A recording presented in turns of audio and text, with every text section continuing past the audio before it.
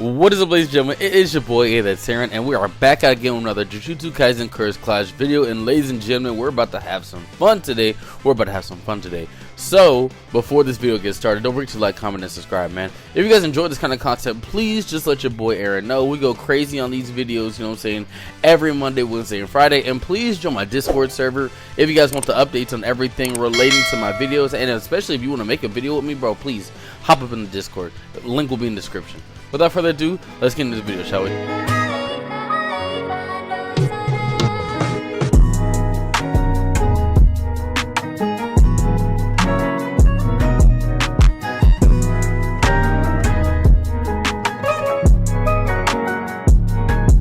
Alright, ladies and gentlemen, so if you guys have not been aware, for some reason people have not been hearing about this JJK game, so we're going to talk about it like I always do a brief description, then we talk about the actual video. So if you guys do not know, Jujutsu Kaisen Curse Clash is going to be one of the new anime fighting games that we're going to get. It's going to be a 2v2 arena fighter. You and your friends are going to go crazy online, and it's pretty cool actually. It's based off the JJK anime. Now, over the past few weeks, we've been getting information about the game, like characters, mechanics, so on and so forth, which have been really cool. So far, the only confirmed characters that we have are Itadori, Sukuna, Nobara, Megumi, and Gojo. The new 3 additions that we got was Panda, Maki, and Inomaki.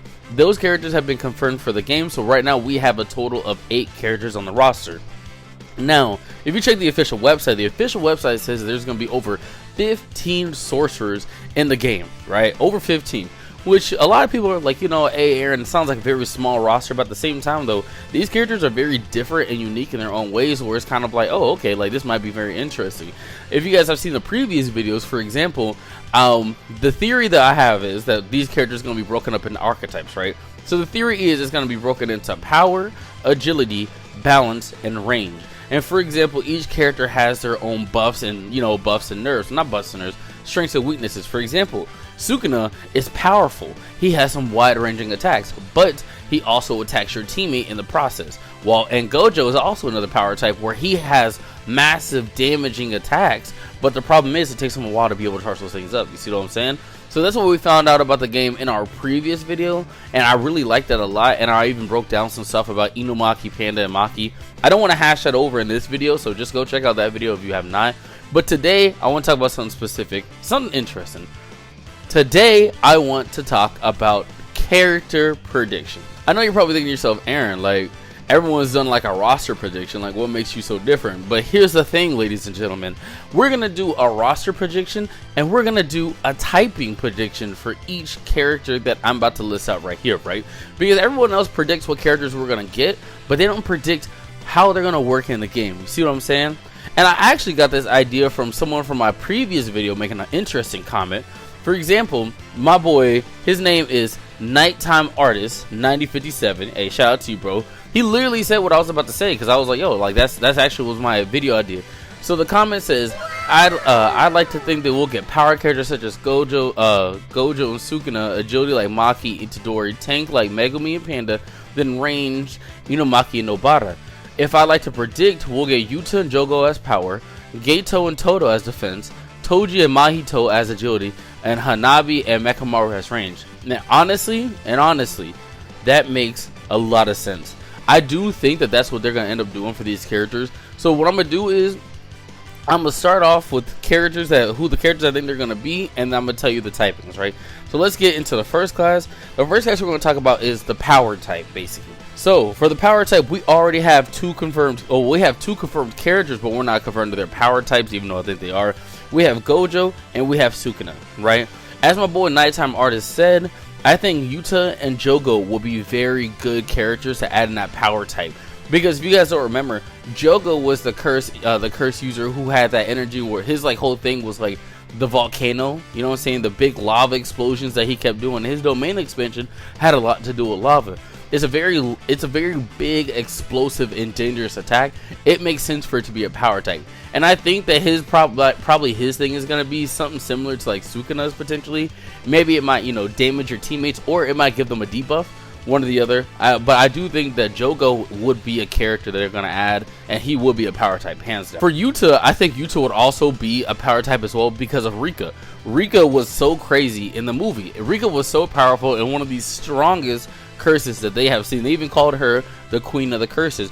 If you guys remember, back whenever they were doing like the Kyoto School versus Tokyo School event, the Goodwill event, they were like, oh yeah, they're hosting the event in Tokyo because Yuta subbed in for one of the combatants for Tokyo, and it was a landslide. Yuta practically, and this before he released Rika, Yuta practically clutched the whole, I don't even know how many students there were, but Yuta alone wiped the battlefield. I think that we're probably going to get that for Yuta. I think it's going to be like Rika's going to follow him around with his combos and stuff like that. I think he's going to be similar to like Maki. I think he'll be like similar to Maki with the sword and the fighting style and stuff like that.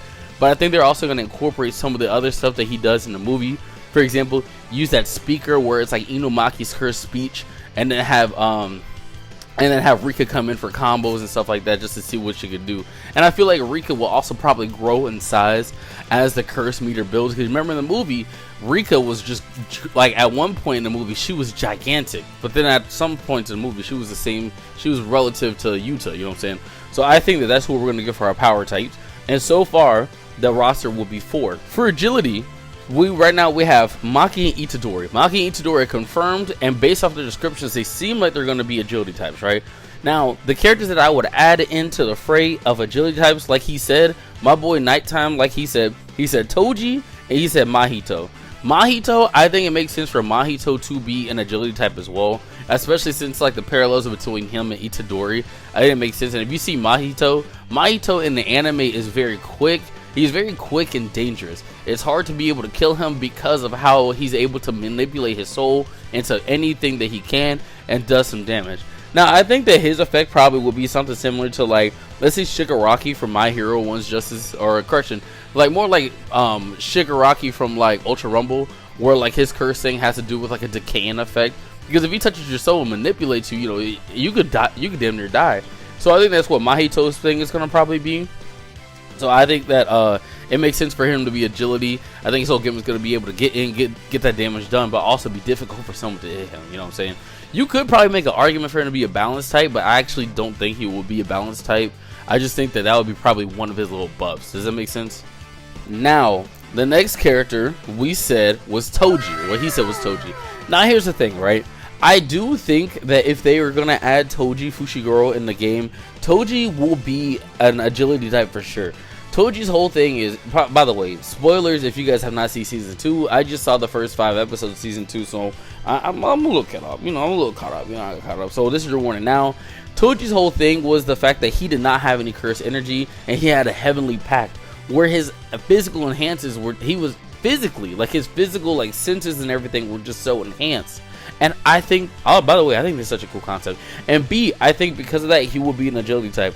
Because to me, he sounds more similar to Maki. He sounds more similar to Maki in this game, where how, for example, most characters have a cursed speech bar. Not cursed speech bar. They have a cursed energy bar, and Maki has a physical gauge. I think they're going to do the same thing for Toji. I think they're going to give him a physical gauge. I think he's honestly going to be very similar to Maki, because you remember how I said in the previous video, well, Maki, she has a physical gauge, but I think that she's also going to, and they also mentioned in this can that she flips between weapons in combat specifically too. And so I think that what's going to end up happening is it's going to be the same thing for Toji Fushiguro. I think that he's going to be a monster, by the way, monster. And I think he's going to switch between his weapons, especially like one that breaks curses whenever it comes into contact with a curse. I think that's what his thing is going to be. And I just think he's going to get the same buff as Itadori, that as his curse, quote unquote, as his physical meter builds, he'll be able to do more damaging attacks and then be just a menace online. I think that that's what they're going to do for Toji, and I can see that. Now, do I think that they're going to add Toji in the game? Honestly, I wouldn't be surprised. So my thing is, they don't have a specific date on when this game is coming out. It just says coming soon. I have a strong feeling it's going to come out in 2024, and I do think we're going to get a trailer sometime soon. And if they're releasing this thing, you know, in 2024, and they're going to start doing season 2 characters, I do think we're going to end up getting Toji. But I think he's going to be the only season 2 character that we're going to get in the base game. Everyone else that comes out in season 2, I don't see them coming in right away. I'll see them more as like DLC and stuff like that. And even if we don't count my boy Toji as a character for the agility types, another character that I thought that should be up for the running would be that girl Kasumi. She's that girl with the blue hair that went against Maki. She's very similar in that aspect. You know, her thing is also weapons as well, and I think she'd be interesting in agility type. Now, we didn't really get to see her do that much in a fighting, like see her do much fighting, but at the same time, I think that they could be able to pull it off. You got to keep in mind, this is made by Biking. They were the ones who made My Hero 1 Justice 2, My Hero 1 Justice 1, 2, and currently working on Ultra Rumble. If they don't have anything for a character that hasn't done much, they'll figure it out. For example, for Ultra Rumble, for Cementoss, they made a whole moveset for that man, even though Cementoss didn't really do much in the anime. You see what I'm saying? Or I guess in the anime at that time of them making stuff, you know what I'm saying? So I think Kasumi will be an interesting character. I think she'll just probably have the same thing going on like Maki, but I think she'll probably have a little bit more range with her agile attacks, because I'm starting to realize that when it comes to the agility types, they don't really have that much range when it comes to their abilities. So I think that she will be interesting, and I think that she would fit the range. She would fit the agility part, and she'll be different because she has a little bit of range. For example, like that circle that she made when she was fighting Maki. Even though the circle didn't work on Maki, it would be like that. Now, for the next typing, where we have balance, right? They already confirmed that Panda and Megumi is going to be in the game. You know what I'm saying? That's pretty cool. But they like I keep saying, they didn't confirm that they're going to be a balance type. But based on their descriptions, they seem like they're going to be a balance type because they heavily focus on attack and defense. Now, the characters that my boy Nighttime mentioned were Gato and Todo. So I think Gato would be a balance type because with Gato and his curse manipulation technique, he's able to summon curses to do both offense and defense. If you guys watch season 2, you get to really see him fight, and if he needs to block an attack or get out of a situation, he'll just summon one of his curses where he'll hop into, like, he'll pull one out to, like, for example, he pulled out like a little cursed squid to block Toji's bullets, for example, or he summoned the big dragon to attack Toji when he was in that, when they were in that underground part of the school. I think that Gato would be the perfect example of a balanced character, especially since his whole gimmick is really summoning, and Megumi is a summoner as well. I see them being able to do that, but I think with Gato, he's going to summon a little bit more because, you know, that's basically his showings in the anime. Well, correction. In season 1, they don't really show him do that much. They do show the summoning. Season 2, when he was throwing hands with Yuta, that joke was crazy. So, I mean, I don't know. It's really either or, but yeah, I do think Gato would be a balance type. Next character will be Todo. I do think that Todo will be a perfect example of a balance type. I think that Todo has amazing offense. He's a big buff dude, you know what I'm saying? He's cool, he's badass, and everything like that. He has amazing offense. And the fact that his ability is the Boogie Woogie gives him amazing defense. For example, if he needs to block an attack, he just pop, swap, and then his teammate's right there. And it's interesting too because let's say, for example, you swap with someone who has an ability that can tank specific curse attacks. Like, that's kind of hard to me. And then I'm pretty sure you're going to be able to switch with other people as well, like your opponents. That's kind of hard. So I think that for Todo, he's going to be balanced. I think that he's just going to be able to do I think he's going to have the combos, the hands. He's going to be throwing the fist, you know what I'm saying? And then in the process, if he's about to get attacked, he can Boogie Woogie, teleport, and then make his way over to where his teammate is. Let's say, for example, you and your bro, Itadori and Todo, right? And you're about to get attacked by, let's say, someone like Gojo's about to hit an ultimate on you, right? And you're Todo, and you don't want to get hit by that. You just pop, clap your hands, swap over, swap enemies with the enemy teammate, and then boom. You know what I'm saying? Like, that's pretty hard. I think that will make the game very interesting as well, because it's just like, man, like, there's a whole level of strategy to this. So yeah, I think Todo would be perfect for a balance type. Finally, we have the range type. We have confirmed characters, which will be Nobara and Inumaki. They mentioned in their description that they're going to be range types, and then a lot of people were kind of worried that range types mean they're going to be broken and OP. Well, with the range types, they have their own little, like, caveats. For example, like with Nobara, her thing is a mental bar. Now, I don't know what the downside is for her mental bar, but I feel like if it's drained, it's going to make it hard for her to be able to throw out the needles like she wants to. And then you have Inumaki, who has a cursed speech bar. The more he uses that stuff and doesn't balance how to delegate, if you don't know how to delegate your bar with Inumaki, and you keep spamming his cursed speech technique, you'll have your cursed speech bar will start damaging you, so you start taking damage over time. So I think that's kind of interesting that they're doing that for the range types. Now, the characters that, you know, would make sense to be range types as well, these are the ones that would make a lot of sense for them to be range types. For example, the first character would be Hanami. Y'all probably talking about who's Hanami. Hanami was that cursed being that fought against Todo and Itadori, who had the whole plant effect going on and was summoning like trees on the battlefield. Yeah, Hanami, I could see being a character. I really see them being a character, and I really see them being a range type. the techniques that they were using really did keep them at a distance, and it wasn't for like, if it wasn't for the boogie woogie, bruh, would have gotten rocked. I think Hanami will be perfect as a range type character because of the fact, and probably will have some status effects since their thing is all like plants and like, you know, like the spores and X, Y, and Z, blah blah blah. I think there's just gonna be a lot of debuffs. I think that their thing is gonna be the range and stuff like that, and there's gonna be slight debuffs that'll affect the character. For example, reduce speed, reduce attack, reduce defense, stuff like that. I think that makes a lot of sense. The next character I think that will be an addition in the game will be Mechamaru. The reason I say Mechamaru will be a great addition to the game is because, bro, Mechamaru did a lot of stuff in that Goodwill arc, especially against Panda. Mechamaru, if you guys don't remember, Mechamaru was like that robot kind of android thing that was fighting on behalf of one of their classmates who physically was sick or can't handle stuff, X, Y, and Z, and so Mechamaru makes the most sense. And I think that with Mechamaru, you know, since Mechamaru is a robot, I think what they could do for Mechamaru is like, obviously, like, you know, a generic cooldown, a generic cooldown effect. Because, like, you know, you can't have Mechamaru running around here shooting things up, going crazy without some sort of debuff. So I think Mechamaru is gonna have like a cooldown thing where it's like if you do too much, you're gonna overheat the robot. Basically, that's what I think they're gonna do. I think that'll be pretty cool, honestly, because, you know, like, I kind of do like the whole robot thing in anime, specifically this anime too. Mechamaru seems like a cool character, so I could see them doing something with that. And then I got my 2 honorable mentions for range types as well. I have Mai Zenin, who is Maki's sister. She's the one who runs around with the gun and starts shooting people. And then we have Kamo Noritoshi, and he's the guy who's running around with the arrow, who's also part of the Zenin clan. He's the guy who runs around, who was shooting the arrows at Megumi.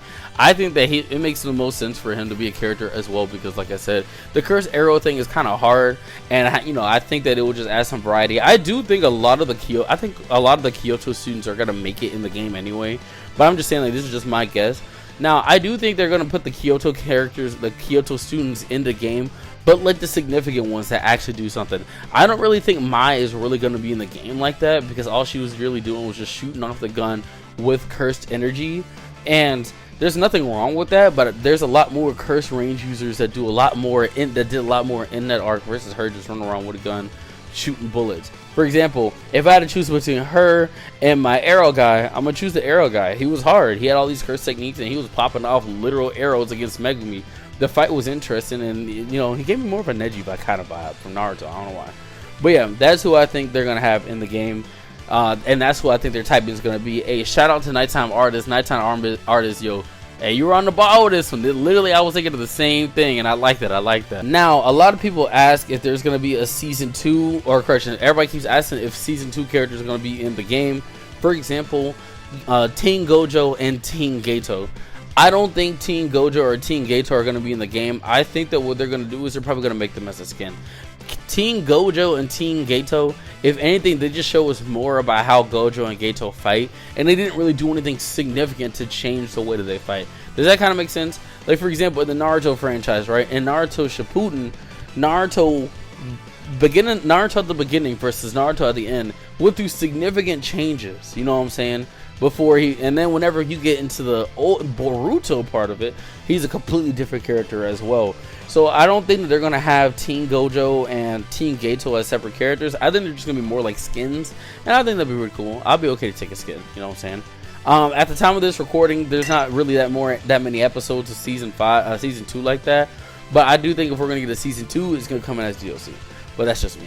But yeah, ladies and gentlemen, what are you guys' thoughts on this game, man? Are you guys excited? Are you guys, kind of meh? What do you guys think of the prediction? I think Nighttime Artist kind of snapped on this stuff, and, I added in my 2 cents too. So let me know what you guys think in the comment section, man. Don't forget to like, comment, and subscribe. If you guys enjoyed this kind of JJK content, please just let your boy Aaron know. And until next time, peace out.